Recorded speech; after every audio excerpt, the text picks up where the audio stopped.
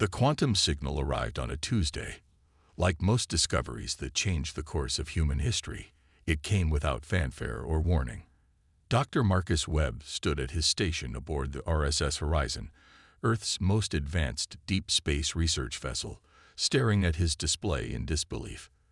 The reading defied everything he thought he knew about quantum mechanics. "Captain Reynolds," he called out, his voice steady despite the tremor in his hands. "You need to see this." Captain Diana Reynolds crossed the bridge with measured steps, her dark eyes fixed on the holographic display. 20 years of deep space exploration had taught her that excitement often preceded danger. The quantum signature pulsed in three-dimensional clarity above Webb's console, its pattern unlike anything recorded in human history. "Talk to me, Doctor," she said, studying the strange waveform. "It's a quantum signal, Captain, but it's—" Webb paused, searching for the right words.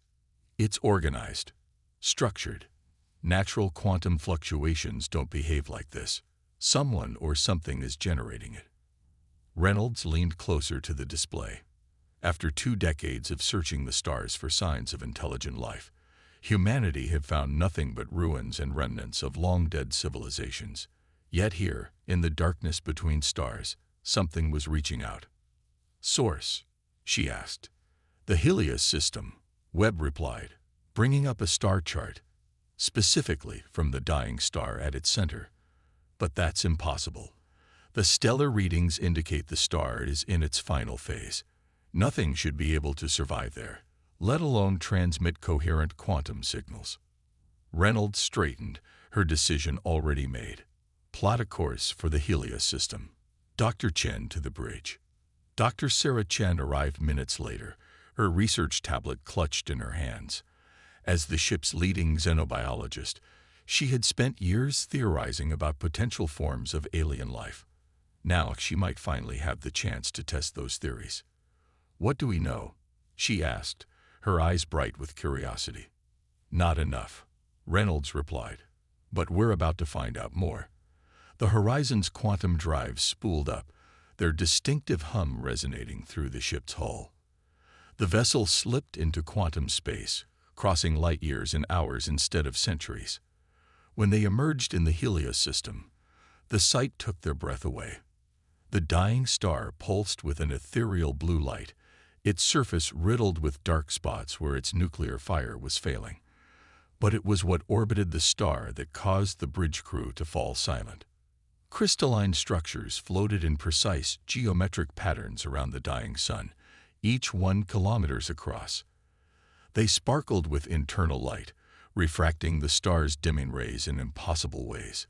It was beautiful, alien, and undeniably artificial. "My God," Chen whispered, "they're alive." She was right. The quantum sensors showed complex energy patterns flowing through the crystal structures, too ordered to be natural, too fluid to be mechanical. They were looking at a civilization that had evolved to survive in the heart of a dying star. The quantum signal intensified, and suddenly the bridge's communication systems came alive with a cascade of data. The ship's AI struggled to process it before announcing. Translation matrix establishing. Atmospheric processors adjusting for xenobiological compatibility. A voice filled the bridge, not spoken but somehow felt by everyone present. It resonated with a crystalline clarity that made human speech seem crude by comparison. "Children of Earth," the voice said, "we are the Helions. We have waited long for beings capable of receiving our call. Our time grows short, and we carry knowledge that must not be lost." Reynolds stepped forward, her voice firm. "I am Captain Diana Reynolds of the RSS Horizon. We received your quantum signal and came to investigate. How can we help?" The response came with a wave of emotion that the crew felt in their bones: relief, hope, and desperate urgency. "Our star dies," the voice explained. "With it dies our civilization, unless we can find a way to preserve our consciousness. We have searched the galaxy for compatible organic beings, those whose neural patterns might accept our essence without destruction. You are the first we have found." Dr. Chen stepped closer to the main viewport, studying the crystalline beings with wonder. "You're proposing some form of consciousness transfer?" she asked. "More than transfer," the voice replied. "A merger, but joining of minds and knowledge. We have much to offer, technologies beyond your current understanding, knowledge of the universe gathered over millions of years, but the process is not without risk, and it cannot be undone." Captain Reynolds felt the weight of history settling on her shoulders. This wasn't just first contact. This was an opportunity to save an ancient civilization and advance human knowledge by centuries, perhaps millennia. But the risks were equally enormous. "We'll need time to consider your proposal," she said carefully, "and to consult with our governments." "Time," the voice echoed sadly, "is the one thing we lack. Our star's core collapse has begun. In less than one Earth year, it will go supernova. All that we are, all that we know, will be lost in that final flash of light." As if to emphasize the point, a visible shudder ran through the crystalline structures. The internal light flickered, and for a moment, the quantum signal wavered. "Send what data you can," Reynolds decided. "We'll transmit it to Earth immediately. In the meantime, we'll remain here and learn what we can about each other." The response came with a surge of gratitude that brought tears to several crew members' eyes. "Thank you, children of Earth. Perhaps in you, we have found not just salvation, but understanding at last." As the horizon established a stable orbit among the crystal structures, Dr. Chen began organizing research teams. Dr. Webb calibrated the quantum sensors to better study their hosts, and Captain Reynolds retreated to her ready room to compose what would surely be the most important message of her career. Humanity had dreamed of first contact for centuries. Now that it had come, it arrived not with conquest or competition, but with a plea for help. The Hylians' fate now rested in human hands, and the knowledge they offered could transform human civilization forever. The question was, were humans ready for such a responsibility? And could they find a way to save the Hylians before their star's death consumed everything? The clock was ticking, marked by the fading pulses of a dying star. In its light, two civilizations faced their greatest challenge and their greatest opportunity. The next moves they made would echo through history, assuming they survived long enough to have one. Earth's response arrived 3 days after the horizon's initial contact. In those 72 hours, Dr. Sarah Chen hadn't slept more than 6 hours total. Her lab aboard the horizon had transformed into a maze of holographic displays, each showing different aspects of Hylian biology. The crystalline beings had provided vast amounts of data about their physiology, and what she discovered both thrilled and terrified her. Their consciousness exists as quantum patterns within crystalline matrices, she explained to Captain Reynolds and the assembled senior staff. "It's like nothing we've ever encountered. They don't think like we do. They exist in a state of quantum superposition, processing information in ways that make our fastest computers look primitive." The holographic display showed the intricate lattice structure of a Hylian's crystalline form. Within it, quantum states shifted and flowed like water, carrying thoughts and memories in their wake. "And they want to merge these patterns with human consciousness?" Reynolds asked, her expression grave. The transmission from Earth Command had been clear: investigate the possibility, but proceed with extreme caution. "That's where it gets interesting," Chen replied, bringing up a new display. "Our brains already operate on quantum principles at the neural level. The Hylians believe this is why we're compatible. But the merger they're proposing, it would fundamentally alter human consciousness, forever." Dr. Webb leaned forward, his eyes fixed on the data. "The energy requirements alone would be astronomical. And the risk of neural cascade failure is significant," Chen finished. "But the potential benefits are equally enormous. Imagine human consciousness expanded to process information at quantum speeds, accessing memories and knowledge accumulated over millions of years. Or imagine it going wrong and destroying both minds in the process," Reynolds countered. She stood and paced the length of the conference room, her footsteps echoing in the tense silence. "Have the Hylians provided any proof that this has worked before?" "They've shared records of previous attempts with other species," Chen said quietly. Most failed, but they believe they finally solved the fundamental compatibility issues. They just need volunteers to prove it. The word hung in the air like a challenge. Volunteers who would risk their mind, their very identity, to save an alien race. The answer came sooner than anyone expected. Dr. James Morrison, one of Chen's junior xenobiologists, stepped forward during the next communication with the Hylians. "I volunteer," he said, his voice steady despite the tremor in his hands. "I'll be the first test subject." The decision sparked fierce debate among the crew. Some saw it as reckless, others as humanity's greatest opportunity for advancement. The Hylians themselves remained neutral, sharing only that time grew shorter with each passing day. The preparation for the first merger attempt took 2 weeks. Chen and her team worked around the clock, studying the Hylian protocols, running simulations, and preparing Morrison's mind and body for what was to come. "The process will begin with quantum entanglement at the neural level," Chen explained to Morrison, as she attached sensors to his temples. They stood in a specially prepared chamber, surrounded by crystalline structures provided by the Hylians. "You'll feel a sensation of expansion as your consciousness begins to interface with the Hylian quantum matrix." Morrison nodded, his face pale but determined. "And if it works?"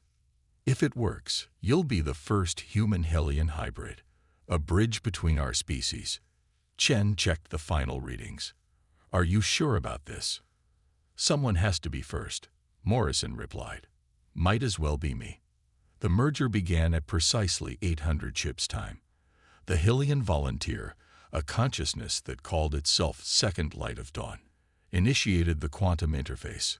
Morrison's vital signs remained stable as the first connections formed. Then everything went wrong. Morrison's neural patterns began to destabilize. The quantum interface grew chaotic, consciousness patterns clashing instead of merging. His screams echoed through the chamber as his mind tried to process sensations it was never designed to handle. "Abort!" Chen shouted, but it was too late. The damage was already done. When the quantum field finally collapsed, Morrison lay unconscious, his neural patterns severely disrupted. He would live, but his mind had retreated deep within itself, protecting what remained of his consciousness from the trauma of the failed merger. The failure hit the crew hard, but it hit the Hylians harder. Their quantum signals carried waves of grief and regret that even the humans could feel. "We have caused harm," they communicated. "This was not our intent. Perhaps we were wrong to ask this of you." But Chen refused to give up. The failed merger had provided valuable data that might prevent future failures. She spent days analyzing what had gone wrong, barely sleeping or eating until Captain Reynolds ordered her to rest. It was during her enforced rest period that Chen made the breakthrough.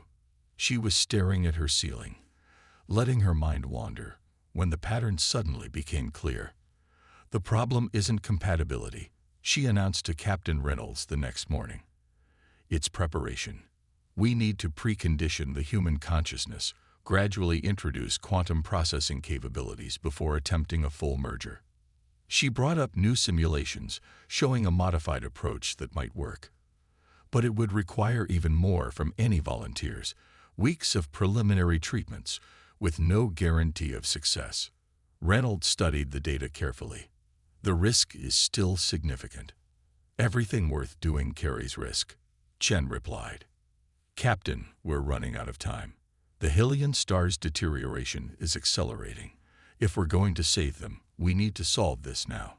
Reynolds was silent for a long moment, weighing the lives of her crew against the extinction of an entire civilization. Finally, she nodded. "Proceed with the modifications, but this time, I want you to lead the project personally. No more volunteers until we're certain it can work." Chen straightened, understanding the implicit trust being placed in her. "Yes, Captain. I'll begin preparations immediately." As she left the captain's office, Chen could see the dying star through a viewport. Its light seemed dimmer than before, its pulses more erratic. Time was running out for the Hylians, and somewhere in the quantum patterns of their crystalline forms, They waited to see if humanity would find a way to save them, or if they would join the countless civilizations lost to the void of space. The price of tomorrow would be high, but the cost of failure would be higher still. Humanity stood on the brink of either its greatest achievement or its most tragic failure. And in her lab aboard the Horizon, Sarah Chen prepared to risk everything to ensure it would be the former rather than the latter. News of the Hylian situation had reached Earth's general population, and the response was anything but unified. While Dr. Chen worked tirelessly in her lab aboard the Horizon, protests erupted across Earth's major cities. Some demanded immediate action to save the alien species. Others called for complete isolation, fearing the consequences of quantum consciousness integration. The RSS Horizon received its first warning 6 weeks after the failed merger attempt. It came through encrypted channels, tagged as urgent from Earth intelligence. Anti-merger extremists have infiltrated various space programs, Captain Reynolds read aloud to her senior staff. They believe the Hylians represent an existential threat to human consciousness. Several are suspected to have acquired deep space transport capabilities. Dr. Chen looked up from her data tablet, dark circles under her eyes testament to her endless work. They don't understand. The Hylians aren't trying to replace human consciousness. They're offering to enhance it, to help us evolve. Fear rarely listens to reason, Reynolds replied. She turned to her security chief. Double all security protocols. No unauthorized transmissions, no unscheduled shuttles. Nothing gets near this ship without my direct approval. The Hylians, monitoring the situation through their quantum links, offered their own perspective. In our history, they communicated. Every great advancement was met with resistance. Change frightens those who cannot see beyond their current existence. But the opposition had already set their plans in motion. The first attack came 3 days later. A seemingly routine supply shuttle that tried to dock with modified particle beam weapons hidden in its cargo hold. The Horizon's security systems caught it in time, but the message was clear. Not everyone wanted this merger to succeed. Meanwhile, Chen's modified approach began showing promise. Using quantum resonance chambers, she had successfully helped human minds adapt to basic quantum processing. Volunteers reported expanded consciousness, enhanced memory, and the ability to perceive quantum states, all without the devastating effects of the first attempt. The key was gradual exposure, she explained during a progress briefing. We're teaching the human brain to swim before throwing it into the quantum deep end. The breakthrough came at a crucial time. The Hylian star's deterioration had accelerated beyond initial predictions. Where they once had months, now they had weeks at best. We're ready for another attempt, Chen announced one morning. And this time, I'll be the subject. Captain Reynolds immediately objected. You're too valuable to this project. If something goes wrong, I'm the only one who might be able to fix it from the inside, Chen countered. I've spent months studying both sides of this equation. It has to be me. The preparation took 3 days. Chen underwent final quantum conditioning, while the Hylians selected a volunteer from their most experienced consciousness guides. They chose one who called itself Eternal Seeker of Truth, a philosopher-scientist who had spent millennia studying the nature of consciousness itself. The merger chamber had been redesigned based on lessons learned from the first attempt. Quantum dampeners stood ready to prevent cascade failures. Neural monitors would track every aspect of the process. Nothing was left to chance. As Chen lay in the chamber, Captain Reynolds stood at her side. You can still change your mind. Chen smiled. 20 years ago, I wrote my doctoral thesis on theoretical xenobiology. Everyone said I was wasting my time, that we'd never find advanced alien life. Now we have a chance not just to meet them, but to understand them in a way no human ever has. She took a deep breath. I'm ready. The merger began slowly, carefully. Quantum fields synchronized as Chen's preconditioned mind reached out to meet the ancient consciousness of Eternal Seeker. The first contact was like a sunrise in her mind. Brilliant, beautiful, and overwhelming. But this time, her prepared consciousness adapted. Neural patterns shifted, expanded, embrace the quantum states. Chen felt her awareness growing, stretching beyond normal human limits. She could see feel understand the quantum nature of reality itself. Then the alarms started. Security alerts blared throughout the ship. A small fleet of unmarked vessels had emerged from quantum space, weapons charged. The anti-merger extremists had launched their major assault. Multiple hostile targets detected, the Horizon's AI announced. They're targeting both the ship and the Hellion structures. Inside the merger chamber, Chen fought to maintain focus as chaos erupted around her. The process was at its most delicate stage. Any disruption now could be catastrophic. But through her expanding consciousness, she sensed something else. The Hellions were not as defenseless as they appeared. The crystalline structures around the dying star began to move, their patterns shifting in ways that defied normal spacetime. Quantum fields rippled outward, interfering with the attackers' weapons and drive systems. "They're protecting us," Webb realized, watching from his station.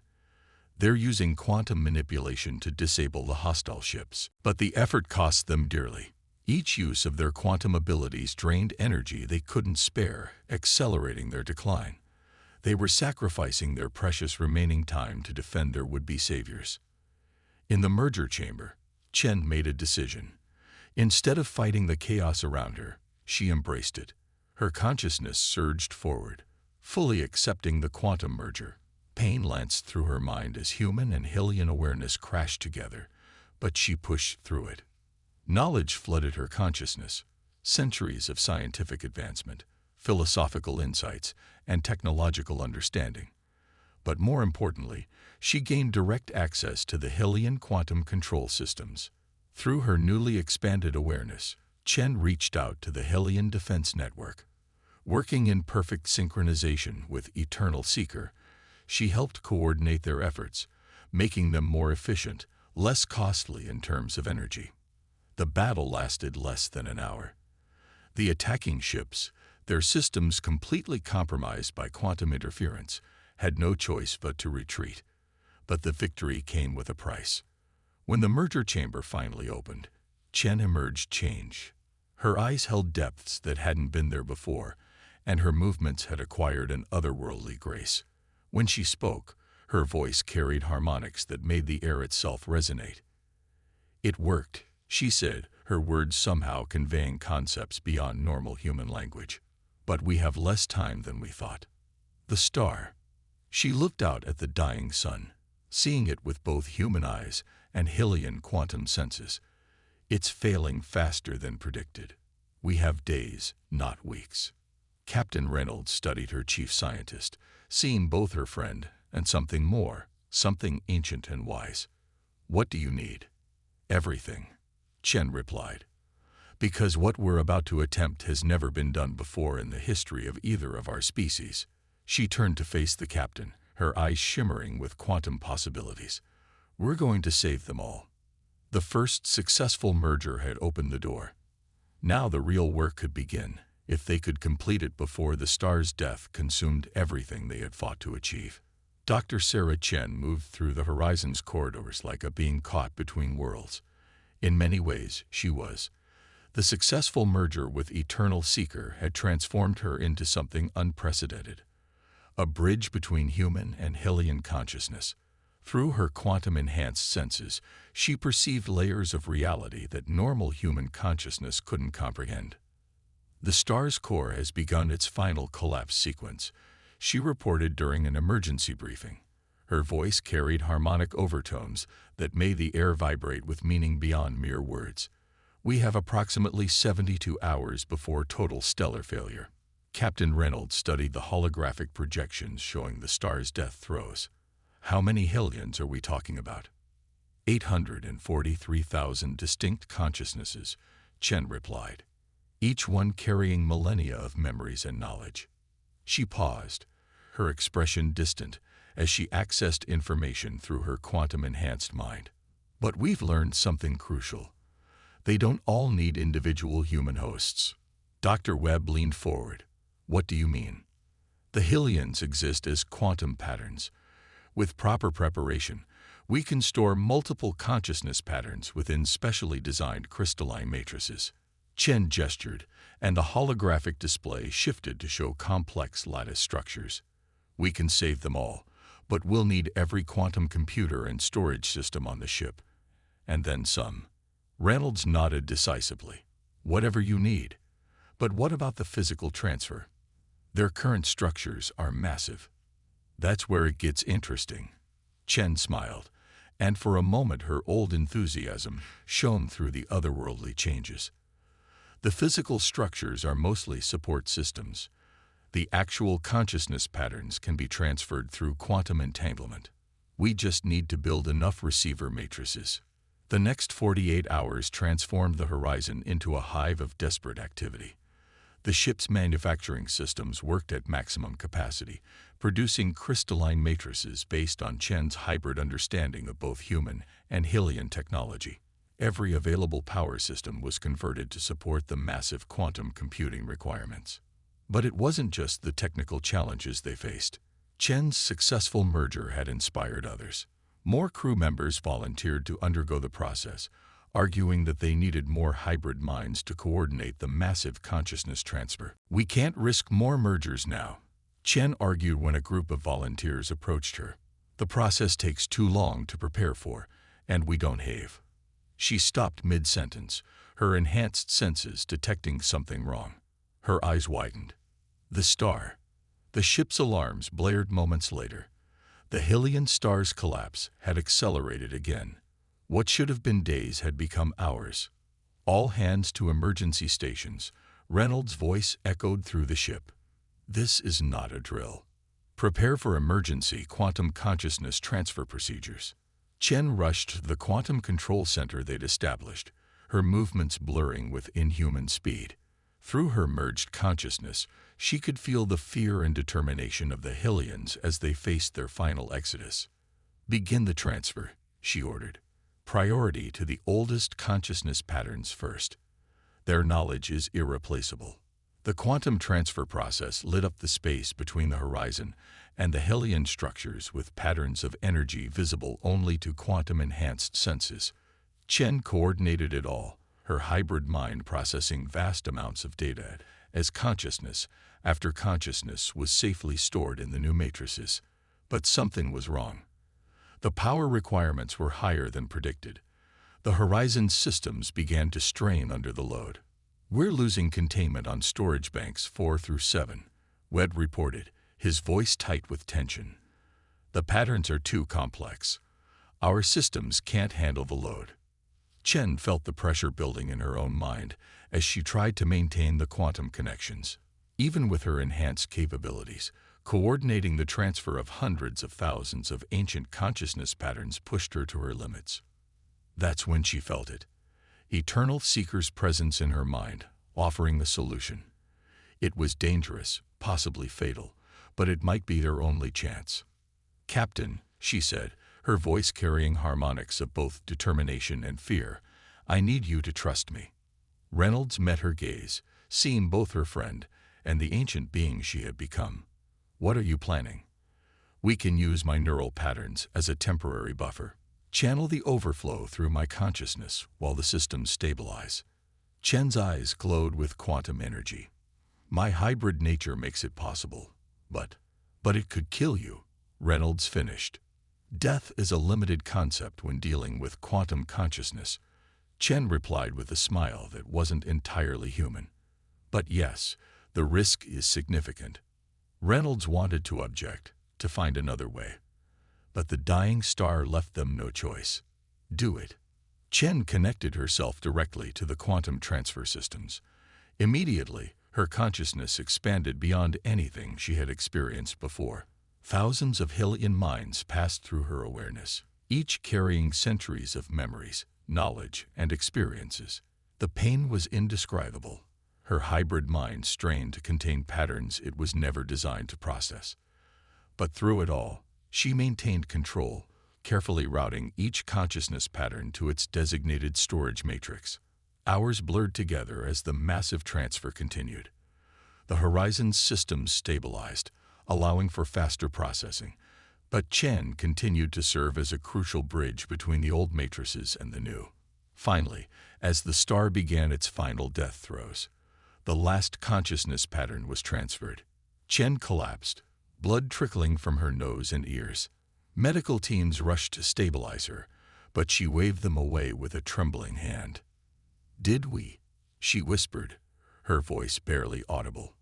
"Transfer complete," Webb confirmed, checking the final readings. "All consciousness patterns successfully stored and stable. We did it, Sarah. We saved them." Chen smiled weakly, her consciousness flickering between human and hybrid states. The effort had nearly burned out her neural pathways, but she could feel eternal seeker helping her stabilize, teaching her how to heal in ways human medicine never imagined. Through the horizon's viewports, they watched as the Hylian star began its final collapse. The massive crystalline structures, now empty of the consciousness patterns they had housed for millennia, broke apart in the increasing gravitational forces. But something new had been born. In the quantum matrices throughout the ship, hundreds of thousands of ancient minds waited to begin their new existence. And in Chen's hybrid consciousness, human and Hylian understanding had merged to create something unprecedented. A bridge between two forms of existence, pointing the way to humanity's next evolutionary step.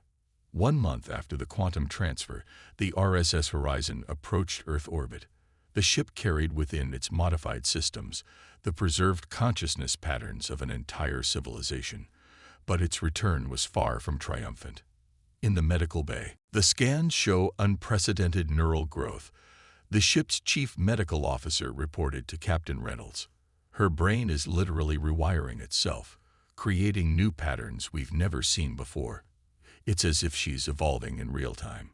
Chen sat up slowly in her medical bed, her movements careful but growing stronger each day. "The changes are necessary," she said, her voice carrying those strange harmonics that had become her new normal. "What we achieved out there, it's just the beginning." The Horizon's arrival sparked a global debate about humanity's next steps. The ship carried not just the Hylian consciousness patterns, but also vast archives of their technology and knowledge, all of it accessible through the quantum matrices. The potential for advancement was staggering, but so were the risks. "We need to proceed carefully," Chen argued during a virtual conference with Earth's leading scientists and government officials. "The Hylians aren't just refugees, they're partners in humanity's evolution, but we need to understand what that means before we move forward." Through her hybrid consciousness, Chen could sense the Hylian patterns stored throughout the ship. They were not merely waiting in stasis. They were dreaming, processing, preparing for whatever came next. Eternal Seeker's presence in her mind had become a constant companion, helping her navigate the complexities of her new existence. The breakthrough came from an unexpected source. Dr. Webb, who had spent weeks studying the quantum matrices, discovered something remarkable in the pattern storage systems. "The matrices aren't just storing the patterns," he explained excitedly to Chen and Reynolds. "They're evolving, adapting to work with human technology. It's as if they're building bridges of their own." Chen closed her eyes, extending her quantum-enhanced senses into the matrices. "He's right. The Hylians are creating interfaces, ways to share their knowledge without requiring full consciousness merger. They're making themselves accessible to humanity on our terms." The discovery changed everything. Over the next several months, research centers around the world began receiving quantum-enhanced systems that allowed controlled access to Hylian knowledge. Scientists, engineers, and philosophers could interact with the ancient consciousness patterns, learning and growing without risking their own identities. But it was the children who truly surprised everyone. The first generation born after the Hylian rescue displayed natural quantum sensitivity. They could perceive aspects of reality that their parents couldn't, their young minds naturally adapting to process quantum information. "They're the future we hoped for," Chen explained to Captain Reynolds as they watched a group of children interact effortlessly with a Hylian teaching matrix. Not a replacement of humanity, but an evolution, a natural bridge between what we were and what we could become. The Hylians themselves continued to evolve within their quantum matrices. Some chose to remain as pure consciousness patterns, serving as teachers and guides. Others, inspired by Chen's successful hybrid state, worked with volunteers to explore new forms of existence that combined the best of both species. 1 year after the rescue, humanity broke through its last technological barriers. Using Hylian quantum engineering principles, the first true faster-than-light drive was successfully tested. The galaxy had suddenly become much smaller, and humanity was ready to explore it with their ancient allies at their side. Chen stood on the observation deck of the new Quantum Research Center, watching the sunset through both human eyes and quantum senses. The neural pathways in her brain had finally stabilized, creating a perfect balance between her human identity and her expanded consciousness. "We did more than save a species," she said to Reynolds, who had come to visit her old friend. "We opened a door that can never be closed, and I'm glad we did." Reynolds smiled, noting how her friend had changed and yet remained essentially herself. Was it worth it? All the risk, all the pain. Chen turned to face her, and for a moment, Reynolds could see echoes of quantum reality in her eyes, the endless possibilities that now lay before them. Every sacrifice, every moment of doubt, led us here. We're not just reaching for the stars anymore, Diana. We're becoming them. In the quantum matrices throughout the facility, thousands of Hylian consciousness patterns resonated in agreement. Their ancient civilization had not ended in the death of their star. It had transformed, merged with a younger species that shared their passion for knowledge and growth. The last light of Helios had not faded. It had evolved, spreading through humanity like a dawn of quantum enlightenment. And in that light, both species could see a future brighter than either had imagined alone. High above, the night sky filled with stars seemed to pulse with new meaning. Humanity had taken its first steps into a larger universe, not as conquerors or supplicants, but as partners in evolution. The bridge between worlds had become a bridge to the future, and both humanity and the Hylians were ready to cross it together. In her quantum-enhanced awareness, Chen could feel the ripples of change spreading outward across human civilization. The children of Earth looked up at the stars with new eyes, their minds already reaching for understanding that their parents could barely grasp.